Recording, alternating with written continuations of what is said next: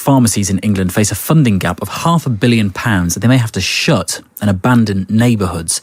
The National Pharmacy Association say they'll have to close if the government doesn't act quickly. Andrew Lane is chair of the National Pharmacy Association. He's live on the programme. Morning, Mr. Lane. Morning. What exactly is the problem?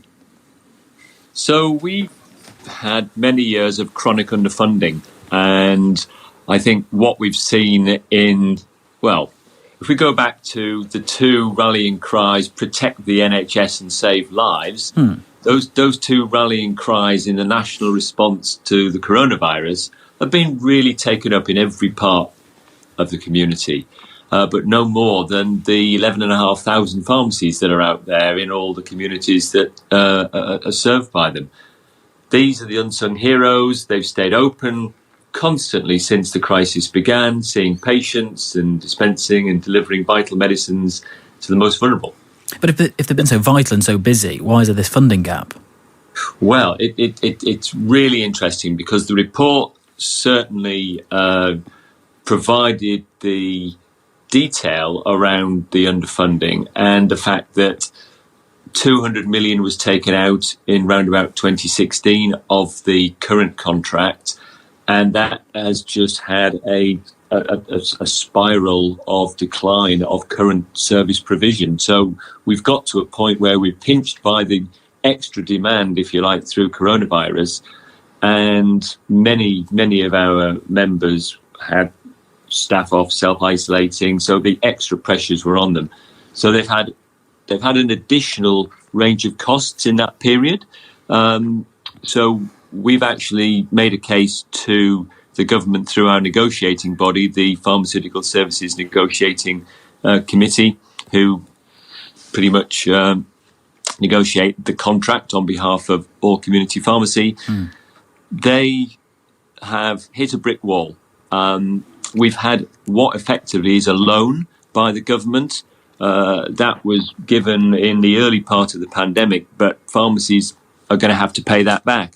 Ernst Young have said, despite that loan having to be repaid, there is nearly £500 million over the next 4 years of underfunding that are going to hit the mainly family-owned pharmacies and the small groups, and that will impact mainly in rural areas, mainly in areas where there are deprived communities that really rely on their pharmacies who perhaps don't have a GP close by.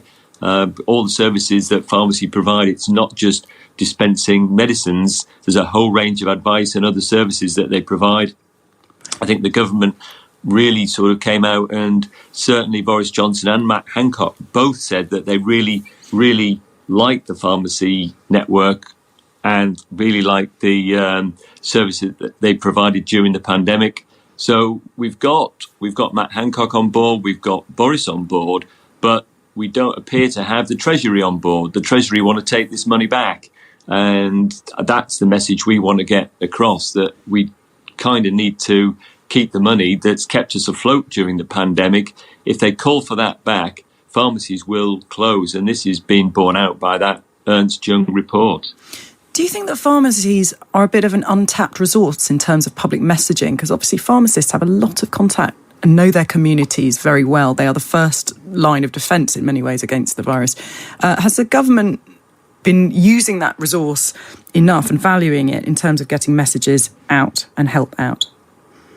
You know, I hate to say this, but I think we were very much undervalued by the government up until coronavirus. And I think when we were all out there clapping for the carers on the evenings during the pandemic, obviously we became right at the centre of seeing people and keeping them safe. But people weren't clapping for pharmacists. That medicine supply, and I think the government have recognised that. So we now actually have had recognised that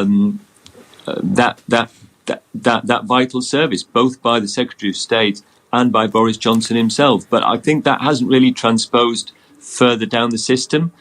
Certainly the Treasury don't really get what we do. And just finally then, Andrew, say shock election happens in this week or next, your return to Downing Street as Prime Minister. What do you do in an ideal world? Well, in an ideal world, we probably need to make sure that the vital services that are and have become part of the network of making sure that the nation's health is protected is properly funded.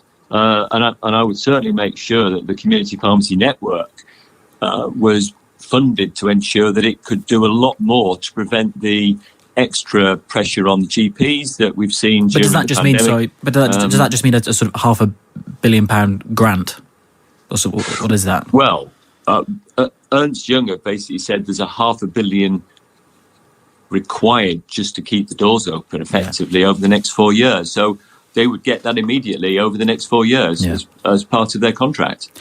Thank you very much for talking to us this morning. That's Andrew Lane, Chair of the National Pharmacy Association. As you were saying there, a report out suggesting that quite a funding gap for pharmacies around England, many facing closure, unfortunately.